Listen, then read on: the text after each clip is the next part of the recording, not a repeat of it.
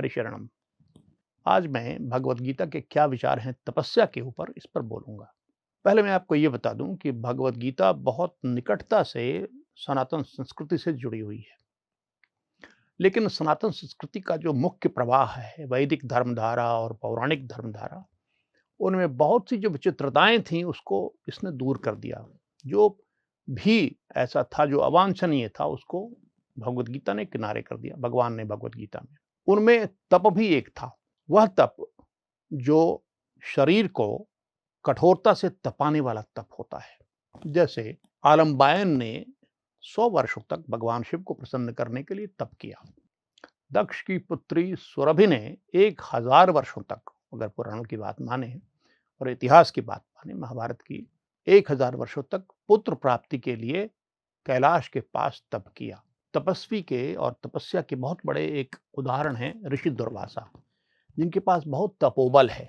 तप के बल से वो बहुत कुछ कर सकते हैं और बार बार लोगों को शापित भी करते हैं उससे, तपोबल से। ये शक्ति उनके पास है। आज मैं आपको एक छोटी सी कहानी सुनाऊंगा जिसका संबंध राजा परीक्षित से है और शापित करने की शक्ति से भी है, जो तपोबल से अर्जित की जाती है। राजा परीक्षित युधिष्ठिर के पौत्र थे, सुभद्रा के पुत्र, और श्री कृष्ण के भी प्रिय थे।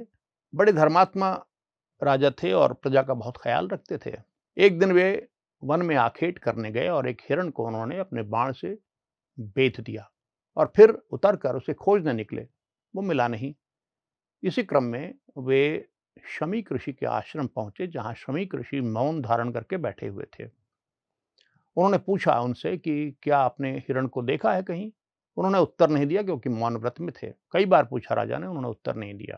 राजा को थोड़ा क्रोध आ गया। उन्होंने एक मरे हुए सर्प को उठाया और उनके गले में डाल दिया और चले गए। शमीक ऋषि नाराज नहीं हुए, वो धारण करके सर्प को बैठे रहे। कुछ देर बाद उनके पुत्र महान तपस्वी श्रृंगी ऋषि आए। उन्होंने देखा कि ऐसा अपमानजनक व्यवहार हुआ है मेरे पिता के साथ में। उन्होंने पूछा लोगों से कि किसने ऐसा किया है, तो पता चला राजा परीक्षित ने किया है। उन्होंने आगे देखा न पीछे महाराज परीक्षित को यह शाप दे दिया कि 7 दिनों के बाद उन्हें तक्षक नाग काट देगा और वे यमलोक चले जाएंगे। इतना कठोर शाप जब शमीक ऋषि को पता चला तो बुलाकर उन्होंने अपनी नाराजगी प्रकट की और कहा कि तपस्वी को क्षमाशील होना चाहिए और इसके लिए आपको प्रायश्चित करना चाहिए। श्रृंग ने कहा कि मैं तपोबल से और सत्य के बल से जो बोल देता हूं वह हो जाता है। यह शाप मिथ्या नहीं हो सकता, क्योंकि मैंने कभी भी विनोद, हंसी मजाक, किसी भी प्रसंग में झूठ नहीं बोला है, तो मेरा वचन झूठ नहीं हो सकता। 7 दिनों के बाद तक्षक नाग ने परीक्षित को डस लिया, सारी सावधानी और सुरक्षा के बावजूद, और वो यमलोक पधार गए। अब यहाँ तपस्या के 2 मॉडल सामने आपके हैं। एक तो शमीक ऋषि का, जो क्षमाशीलता की बात करते हैं। उन्होंने कहा कि आपने बहुत अपराध कर दिया है, ये शाप दे करके प्रायश्चित करना चाहिए आपको। और दूसरी ओर श्रृंग ऋषि, जो अपनी योग सिद्धि के ऐश्वर्य से और अपने तपोबल पर अहंकार से अभिभूत थे। तो इन दोनों धाराओं में भगवान ने उस धारा को अस्वीकृत कर दिया है जिसका प्रतिनिधित्व दुर्वासा जैसे ऋषि और श्रृंगी जैसे ऋषि करते हैं। उनका ही नहीं, बल्कि किसी भी प्रकार के आत्मपीड़न का वो विरोध करते हैं भगवद गीता में। अभी भी हमारी बहुत सारी बहनें, बेटियां, माताएं हैं, बहुत सारे पुरुष हैं जो अपने आप को बहुत पीड़ा देते हैं। रोज 2 बजे दिन में खाते हैं या खाती हैं, पूजा करने तक बैठे रहते हैं और तपस्या रोज चलती रहती है, आत्मपीड़न चलता रहता है। भगवान 2 जगह भगवद गीता में कहते हैं कि जो व्यक्ति अपने शरीर को कष्ट देता है, आत्मपीड़क तप करता है, वह वास्तव में अपने शरीर के अंदर स्थित मुझको ही कष्ट देता है। एक जगह तो उन्होंने ये भी कह दिया, यह तो आसुरी तप है जिसमें दंभ भी हो, अहंकार भी हो, जैसा कि आपने श्रृंग ऋषि के प्रसंग में सुना। इतना दंभ और अहंकार अपने तपोबल का और अपने सत्यनिष्ठा का। तो उन्होंने गीता में तप की परिभाषा ही बदल दी। उन्होंने 3 प्रकार के तप बताए, वाणी का तप, मन का तप और शरीर का तप। यही 3 तप उन्होंने सबके लिए अनिवार्य कर दिए, सभी वर्ण और आश्रम, ऋषि हो या गृहस्थ हो, सभी के लिए। वो क्या तप हैं, आप सुनकर चकित हो जाएंगे, क्योंकि परंपरा के हिसाब से तो तप कहना ही नहीं चाहिए इसको। इसमें कौन सी तप की बात, तपस्या क्या इसमें है? वाणी का तप क्या है? अनुद्वेग करम वाक्यम सत्यम प्रियहितं च यत्। ऐसी वाणी जो उद्वेग किसी में उत्पन्न न करे, सत्य हो किंतु प्रिय तरीके से बोला गया हो और हितकारी तरीके से बोला गया हो। और स्वाध्याय, ये सब क्या है? तो ये वाणी का तप है।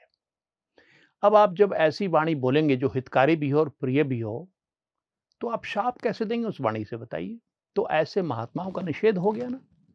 वे प्रतिदर्श नहीं रह गए हमारे, जो अपनी सिद्धियों के आधार पर लोगों को शापित करते रहते हैं, कटु वचन बोलते रहते हैं।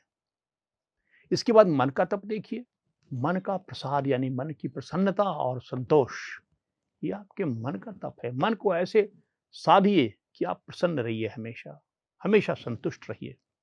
सौम्यता विकसित कीजिए। सौम्यता मन में आपके जो भाव हैं, विचार हैं, वो मृदुल हों, कठोर नहीं हों। मन को शांत कीजिए, मौन कीजिए, आत्म विनिग्रह कीजिए, यानी अपने मन को नियंत्रित कीजिए, गलत दिशाओं में न जाए। यह तप है। भाव संशुद्धि कीजिए। भाव संशुद्धि यानी मन को निर्मल कीजिए, दुर्भावनाओं को बाहर निकालिए, ईर्ष्या, द्वेष, मत्सर, मान, मद बाहर कीजिए, इनको बहिष्कृत कीजिए और सद्भावनाओं को प्रवेश दीजिए, दया को, करुणा को, मित्रता को, श्रद्धा को। तो ये तप मन का तप हुआ। इसमें कहाँ है आत्मपीड़न, बताइए? और शरीर का तप क्या है? आप कहेंगे नहीं नहीं, शरीर का तप तो बताया नहीं आपने, उसी में तो आत्मपीड़न होता है। तो वो क्या कहते हैं शरीर के तप के विषय में? क्या है शरीर का तप? देव द्विज गुरु प्राज्ञ पूजनम शौचम आर्जवम। देव, द्विज, गुरु और प्राज्ञ यानी ज्ञानी व्यक्ति का पूजन कीजिए, सक्रिय पूजन कीजिए, उसमें शरीर को भी लगाइए, उनको दान दीजिए, उनको सम्मान से बिठाइए, उनकी सेवा कीजिए। यह तप है शरीर का। शौच यानी पवित्रता, सफाई, ये एक तप है। शरीर को स्नान से शुद्ध कीजिए, शुद्ध रखिए, अपने कक्ष को, वातावरण को परिष्कृत रखिए, शुद्ध रखिए, साफ रखिए। यह एक तप है। आर्जवम एक तप है, यानी निष्कपट व्यवहार, सरल व्यवहार, यह एक तप है। ये शरीर का तप है। ब्रह्मचर्य और अहिंसा, यह शरीर का तप है। ब्रह्मचर्य का अर्थ क्या है ये मैं पीछे बताऊंगा, लेकिन ब्रह्मचर्य और अहिंसा ये शरीर का तप है। तो भगवान ने तप की परिभाषा ही बदल दी। तप के उन गुणों को, उन तत्वों को स्वीकार करके सामने रख दिया जो सनातन संस्कृति में सर्वोत्कृष्ट थे, और जो अवांछनीय थे उसका उन्होंने निराकरण कर दिया। उन्होंने भगवत गीता में बताया कि मनोकामनाओं का त्याग कर दो, और जो तुम्हारी उचित मनोकामना होगी उसका योगक्षेम का वहन वे स्वयं करते हैं। किसी की तपस्या करने की जरूरत नहीं है उसके लिए। वो सच्चिदानंद हैं, आनंद के निधान हैं। भला आपको कष्ट में देखकर तपते हुए उन्हें क्या प्रसन्नता होगी? उन्होंने मना कर दिया, मुझे प्रसन्नता इससे नहीं होती है। बात रही सिद्धियों की, तो जो भक्त होते हैं और ज्ञानी होते हैं उनको स्वतः सिद्धियां चली आती हैं, और जो सिद्धियां तपस्या से प्राप्त करते हैं उससे बड़ी सिद्धियां चली आती हैं, सहज ही चली आती हैं। उसके लिए अलग से उन्हें प्रयास नहीं करना पड़ता। वो मृत को जीवित कर सकते हैं, यहां तक सिद्धियां रहती हैं, लेकिन वो उसके लिए अलग से प्रयास नहीं करते, भगवान स्वयं उन्हें दे देते हैं। और भक्त जो हैं वो तो उनको हटा भी देते हैं, हटो मुझे जरूरत नहीं है, मेरा तो संबंध परमेश्वर से हर जगह है, जहां आवश्यकता होगी वो स्वयं हस्तक्षेप कर देंगे। इसलिए तपस्या के विषय में जो वैदिक धर्मधारा और पौराणिक धर्मधारा में कई धारणाएं थीं, सभी धारणाएं तो नहीं, उसका उन्होंने एकदम से त्याग कर दिया और एक नई परिभाषा गढ़ी तप की, और ये कहा कि तप सबके लिए अनिवार्य है। तो श्रद्धालुओं, भगवद गीता के 17वें अध्याय में 14वें से 16वें श्लोक तक पढ़िए, उस पर मनन कीजिए और उन गुणों को, जिसे भगवान तप कहते हैं, अपने जीवन में यथाशीघ्र शामिल कीजिए। हरि शरणम। हरि शरणम।